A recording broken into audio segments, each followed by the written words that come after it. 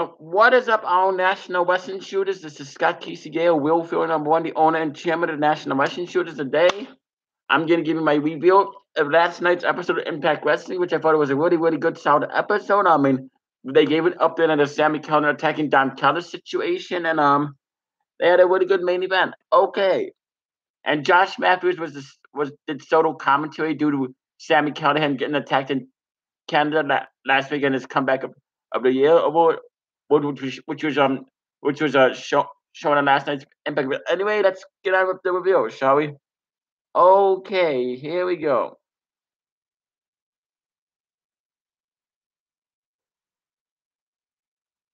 Okay, Josh Matthews updates on the Callis Callahan situation. They start with Josh Matthews recapping the Don Callis beating at the hands of Callahan as Don was getting a comeback of the year award. Josh says that Sammy did this because it was Don who threw in the towel and for Eddie Edwards at WrestleCon after the show in New Orleans. Sammy cut a promo on Callahan and threatened him on social media. They then showed footage of the attack. Sammy attacked him with the baseball bat and the award, leaving the man bloodied, hanging on the ropes.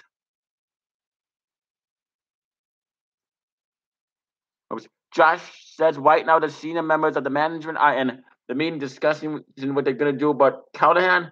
As soon as the meeting is done, Impact will bring us that. Interesting way to start the show. A lot of people like Sammy Callahan as a heel. He plays a he plays a really good asshole. He plays a really good asshole. He makes you hate him with a passion, and he's doing a good job at that. And then we have Z&E versus LAX. So many initials. Josh Matthews on commentary for a well-paced, fast action. Though Matthews spent too much of the time focusing in on the Callahan situation and the story of the people being attacked backstage, at least for the first half of this match. In the end, LAX is going for the street sweeper on DJZ. However, he rolls up Ortiz, Roy Frankenstein, while Ever tosses Santana out of the ring. The losing streak continues for LAX. Z&E defeated LAX. Good match. I mean, I felt sorry for Josh Matthews because he kept getting interrupted on commentary. I felt bad for him, but he did a pretty good, decent job at doing solo commentary. But as far as this match goes, this was a pretty good match. And then Joseph Parker is helping Grado warm up for his first match back. Park asks where his girlfriend is after Grado makes an excuse. She actually shows up. Her name is Katrina, former knockout Winter Park. Park doesn't get why she's with him. Austin Aries cuts a backstage interview saying he's going to keep a close eye on tonight's match because the winner is the person he's going to reclaim his world title on. Will Heat Raju versus Grado. Grado shows his new lady with him. Will he gets the jump on Grado before he turns around? Will Ju try to German suplex Grado but doesn't get him up? Grado hip checks him. Grado goes for a second whip, but Will Heat pulls him down and goes on the attack for a lively period of time. The Scot eventually fights back, and the two go back and forth for a little bit. Grado wins with a corner cannibal. Grado defeated Raju. Okay match. I thought this was an okay match. It was kind of an odd match, but it was okay. It did. It had its moments. And after the match, he kisses his girlfriend Katrina and then faints from her, but he's up to sorry. This is kind of weird and bizarre. I thought this was kind of really weird and bizarre. Then Grado goes backstage and sees Joseph Parker's attacked by the unknown assailant and leaves the calling card. I wonder who's behind these attacks. Who's out behind these attacks is doing another good job as a heel. I like what they're doing with this storyline, I really like what they're doing with this storyline. I think it's going very, very well. But I'm enjoying these backstage assaults. I like when wrestling did it. They did in the Attitude Era, Ruthless Aggression Era. They did in WCW, the NWO area. I'm always liking this when they do these mysterious backstage assaults where you don't know who done until weeks later. And then okay, and then we get Tessa Blanchard. We get a Tessa Blanchard video package in which she talks about how she wants to be the best in the world at everything she does. Talks of how She's a third generation talent and is better than everyone in the locker room. Scott Stein and Eli Drake are interviewed by Mackenzie Mitchell backstage. Drake calls himself the new belt collector in town. Steiner tells him that game recognizes this game and that he has his back tonight. Eli thanks him for this, but tells him that he's going to handle this on his own. Steiner seems a bit offended that Drake doesn't want his help. I know what happens in next week's episode of the Scott Steiner situation. And then Drago and Aerostar versus El Hijo Fantasia and versus Taichi Ishimori. Winner faces Saito for the X Division title. This will be under Lucha rules. I like that. And all over the place matches given this down in the end. It was El Hijo the Fantasia with the thrill of killing Aerostar for the win. Fantasia becomes number one contender.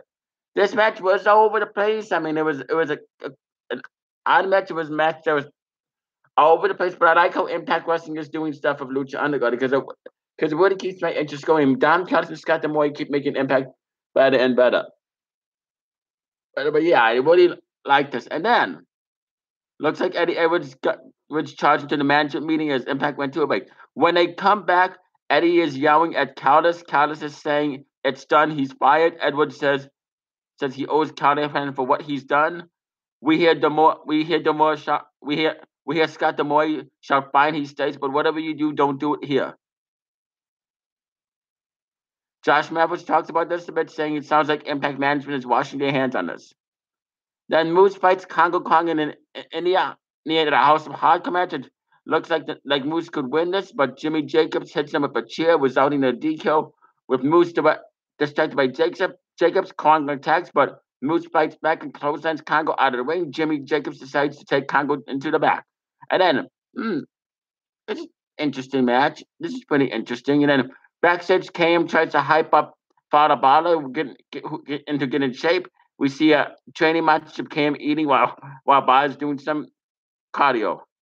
This was kind of a funny segment. This was more of a comedy segment. I thought this was more of a comedy segment. They do stuff like this. It kind of reminds me back of the 1980s when they did comedy stuff like this. And then we see the Cage fighting Takasha Sugiura at the Pro Wrestling Noah. Brian Cage eventually wins with a Joe Club, but it was a good match. It looked like it was a good match. I would like to see more of this match, but this looked like it was a pretty good match, in my opinion. And then we see a video of Ellie looking in the mirror while they play clips of the Rosemary Sue Young event from last week. She opens the door to find a wag doll with a note pinned to it. She reads it and it has somewhat of a blank stare as something is affecting her mind.